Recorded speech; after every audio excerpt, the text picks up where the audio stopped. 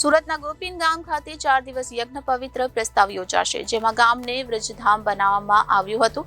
ગિરિરાજ પર્વતને પ્રાંગણમાં બિરાજમાન કરી ગૌશાળા પણ બનાવવામાં આવી છે. આમ યજ્ઞ પવિત્રની સાથે સેવા કાર્ય પણ કરવામાં આવી રહ્યું છે.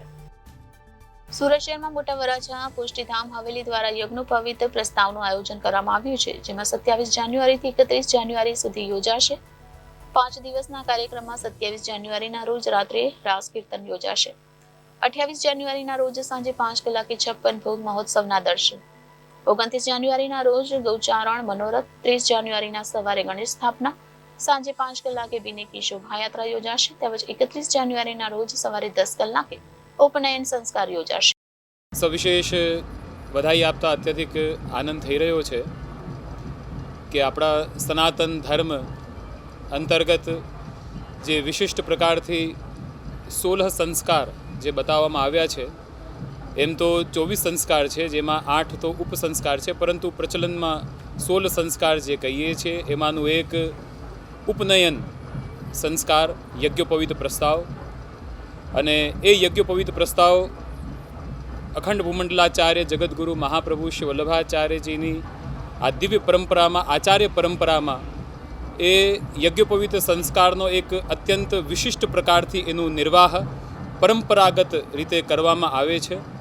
અને આ એનું જ આખું આયોજન છે. અમારા બંને આત્મજ ચિરાયુષ્માન શ્રી પ્રજાધીશજી એવં ચિરાયુષ્માન શ્રી પ્રજાધીપજી બંનેનો 30 અને 31 જાન્યુઆરી ઉપનયન સંસ્કાર, પૂરા એના સંસ્કાર પરંપરા સાથે એનું નિર્વાહ થશે.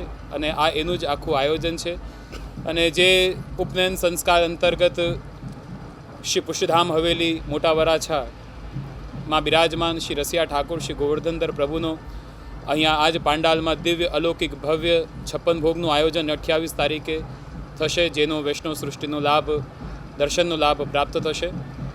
અને તત્પશ્ચાત 29 તારીખે અહીંયા આ જ સ્થાન ઉપર શ્રી ઠાકોરજીનો ગૌચારણ મનોરથ છે. અને એ જ શૃંખલામાં વિવિધ આયોજનો, મનોરથો, હવેલી સંગીત કીર્તનોનું આયોજન. તમે અહીંયા આખું આ સ્થળનું નિરીક્ષણ કરશો તો એક બ્રજધામ આખું ઊભું કરવામાં આવ્યું છે. કારણ કે જેમ મેં વાત કરી કે જ્યારે આ પરંપરાગત વલ્લભાચાર્યજીની પરંપરામાં આ જ્યારે યજ્ઞોપવિતનું આયોજન થઈ રહ્યું છે એમના પરિવારમાં, ત્યારે સુરત, ગુજરાત અને અલગ અલગ પ્રાંતોથી હજારોની સંખ્યામાં વૈષ્ણવ સૃષ્ટિ અહીંયા આ ગોપીન ગામમાં પહોંચશે અને અહીંયા આવીને આ દિવ્ય અલૌકિક મનોરથનો લાભ પ્રાપ્ત કરશે. અને આ ઉત્સવના બધા આ સાક્ષી બનશે. તો એની જ પૂર્વ તૈયારીઓ બધી ચાલી રહી છે.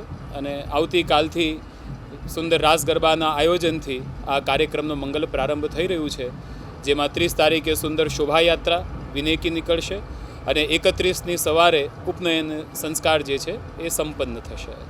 તો સમગ્ર વૈષ્ણવ સૃષ્ટિને આ સુંદર આયોજનમાં આવવા માટેનું ખૂબ ખૂબ ભાવભર્યું અમારું પૂરા પરિકરથી હાર્દિક આમંત્રણ છે. શ્રી વલ્લભાધીશ ધ્યેયમ સદા વલ્લભમ. સુરત, ગુજરાત અને દેશ વિદેશની સમગ્ર વલ્લભીય વૈષ્ણવ સૃષ્ટિને શુભ યજ્ઞોપવિત પ્રસ્તાવનું આચાર્ય પરિવાર એવં શુભ યજ્ઞોપવિત પ્રસ્તાવ સમિતિ તરફથી ખૂબ ખૂબ હાર્દિક આમંત્રણ છે. આજથી જ આ યજ્ઞોપવિત પ્રસ્તાવનું શંખનાદ થઈ ગયો છે. વિવિધ કાર્યક્રમો થશે. સવિશેષ ભવ્યાતિ ભવ્ય 56 ભોગનું આયોજન આ ગોપીન ગામમાં કરવામાં આવ્યું છે. સાથે સાથે ગૌચારણ મનોરથ તેમજ બિનેકી શોભાયાત્રા અને 31 તારીખે યજ્ઞોપવિત પ્રસ્તાવ સંપન્ન થશે. તેમાં ભારત વર્ષમાં બિરાજતા સમસ્ત વલ્લભ કુલ પરિવાર સહિત આ સુરત ગોપીન ગામમાં પધારશે, જેના પણ દર્શનનો શુભ અવસર સમસ્ત વૈષ્ણવ સૃષ્ટિને પ્રાપ્ત થશે. તો સુરત તેમજ સમસ્ત વલ્લભીય વૈષ્ણવ સૃષ્ટિને આ યજ્ઞોપવિત પ્રસ્તાવની ખૂબ ખૂબ વધાઈ સાથે હાર્દિક આમંત્રણ છે. અસ્તુ. Reporter Arvind Rathod, Janadesh news, Surat.